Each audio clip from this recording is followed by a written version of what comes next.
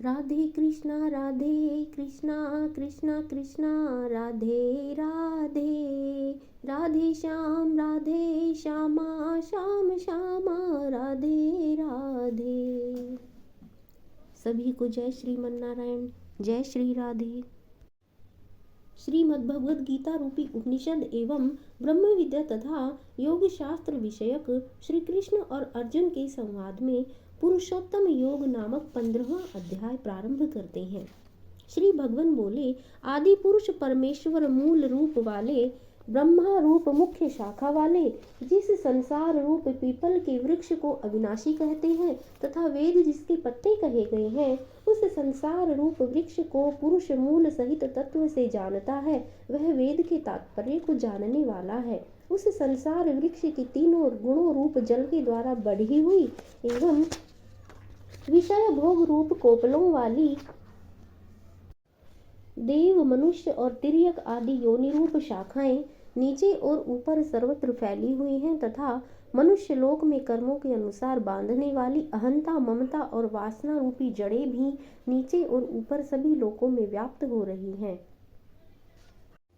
रूप, रस, गंध, स्पर्श और शब्द, ये पांचों स्थूल देह और इंद्रियों की अपेक्षा सूक्ष्म होने के कारण उन शाखाओं की कोपलों के रूप में कहे गए हैं। इस संसार वृक्ष का स्वरूप जैसा कहा है वैसा यहाँ विचार काल में नहीं पाया जाता, क्योंकि न तो इसका आदि है और न ही अंत है तथा न इसकी अच्छी प्रकार से स्थिति ही है। इसलिए इस अहंता, ममता और वासना रूप अति दृढ़ मूलों वाले संसार रूप पीपल के वृक्ष को दृढ़ वैराग्य रूप शस्त्र द्वारा काटकर उसके पश्चात उस परम पद रूप परमेश्वर को भलीभांति खोजना चाहिए, जिसमें कहे गए पुरुष फिर लौटकर संसार में नहीं आते हैं और जिस परमेश्वर से इस पुरातन संसार वृक्ष की प्रवृत्ति विस्तार को प्राप्त हुई है, उसी आदि पुरुष नारायण के शरण में मैं हूँ। इस प्रकार दृढ़ निश्चय करके उस परमेश्वर का मनन और निधिध्यासन करना चाहिए। मुख्य शाखा रूप ब्रह्मा से संपूर्ण लोकों के सहित देव, मनुष्य और तिर्यक आदि योनियों की उत्पत्ति और विस्तार हुआ है, इसलिए उनका यहाँ शाखाओं के रूप में वर्णन किया गया है। अहंता, ममता और वासना रूप मूलों को केवल मनुष्य योनि में कर्मों के अनुसार बांधने वाली कहने का कारण यह है कि अन्य सब योनियों में तो केवल पूर्वकृत कर्मों के फल को भोगने का ही अधिकार है और मनुष्य योनि में नवीन कर्मों के करने का भी अधिकार है। इस संसार का जैसा स्वरूप शास्त्रों में वर्णन किया गया है और जैसा देखा और सुना जाता है, वैसा तत्व ज्ञान होने के पश्चात नहीं पाया जाता। जिस प्रकार आंख खुलने के पश्चात स्वप्न का संसार दिखाई नहीं देता है।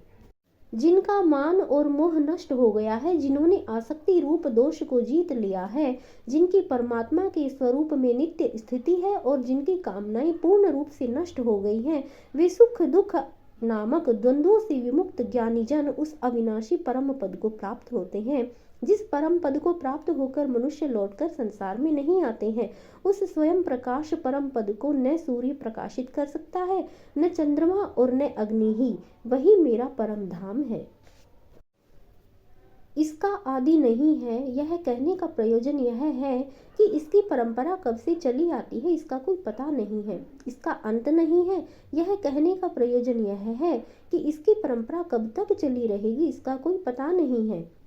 इसकी अच्छी प्रकार स्थिति भी नहीं है, यह कहने का प्रयोजन यह है कि वास्तव में यह क्षण भंगुर और नाशवान है। इस देह में यह सनातन जीवात्मा मेरा ही अंश है और वही इन प्रकृति में स्थित मन और पांचों इंद्रियों को आकर्षण करता है।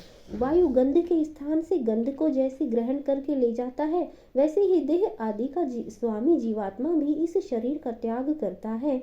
उससे मन सहित इंद्रियों को ग्रहण करके फिर जिस शरीर को प्राप्त होता है उसमें चला जाता है।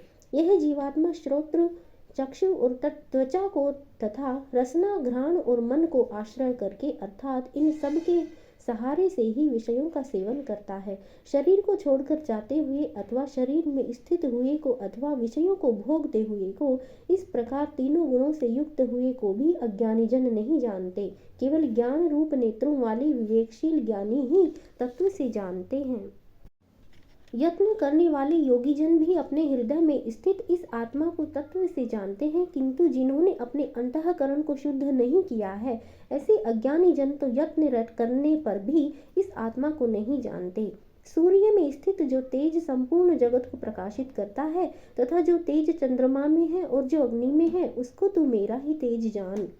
और मैं ही पृथ्वी में प्रवेश करके अपनी शक्ति से सब भूतों को धारण करता हूँ, और रस स्वरूप अर्थात अमृतमय चंद्रमा होकर संपूर्ण औषधियों को अर्थात वनस्पतियों को तुष्ट करता हूँ। मैं ही सब प्राणियों के शरीरों में स्थित रहने वाला प्राण और अपान से संयुक्त वैश्वानर अग्नि रूप होकर 4 प्रकार के अन्न को पचाता हूँ।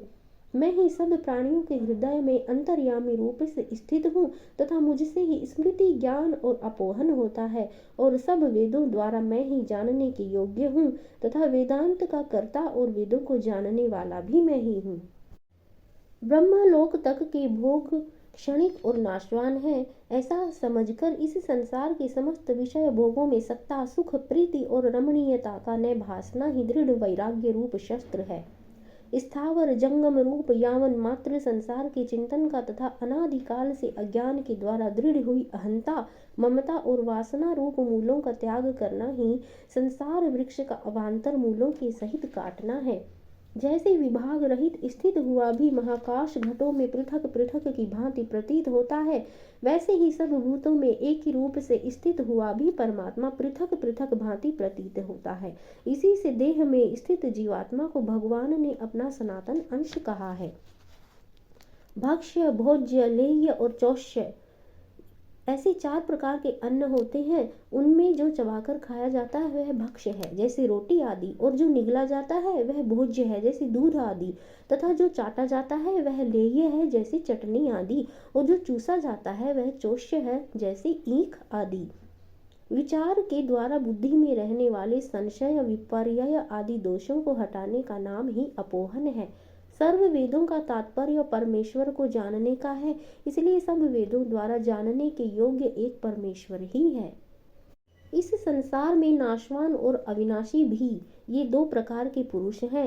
इनमें संपूर्ण भूत प्राणियों के शरीर तो नाशवान और जीवात्मा अविनाशी कहा जाता है। इन दोनों से उत्तम पुरुष तो अन्य ही है, जो तीनों लोकों में प्रवेश करके सबका धारण पोषण करता है। एवं अविनाशी परमेश्वर और परमात्मा इस प्रकार कहा गया है, क्योंकि मैं नाशवान जड़ वर्ग क्षेत्र से तो सर्वथा अतीत हूँ और अविनाशी जीवात्मा से भी उत्तम हूँ, इसलिए लोक में और वेद में पुरुषोत्तम नाम से प्रसिद्ध हूँ। भारत, जो ज्ञानी पुरुष मुझको इस प्रकार तत्व से पुरुषोत्तम जानता है, वह सर्वज्ञ पुरुष सब प्रकार से निरंतर मुझ वासुदेव परमेश्वर को ही भजता है। हे निष्पाप अर्जुन, इस प्रकार यह अति रहस्य युक्त गोपनीय शास्त्र मेरे द्वारा कहा गया, इसको तत्व से जानकर मनुष्य ज्ञानवान और कृतार्थ हो जाता है।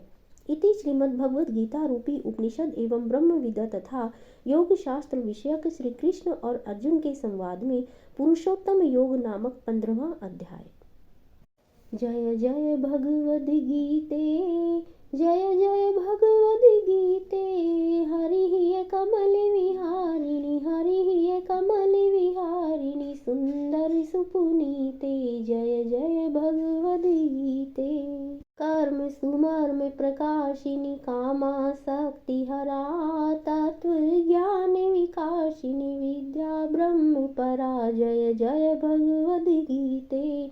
निश्चल भक्ति विधायिनी, निर्मल मलहारी, शरण रहस्य प्रदायिनी, सब विधि सुखकारी, जय जय भगवद गीते।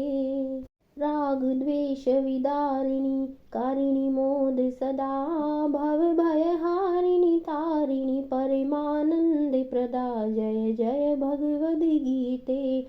आसुर भाव विनाशिनी, नाशिनी तम रजनी, दैवी सद्गुण दायिनी, हरि रसिका सजनी, जय जय भगवद गीते।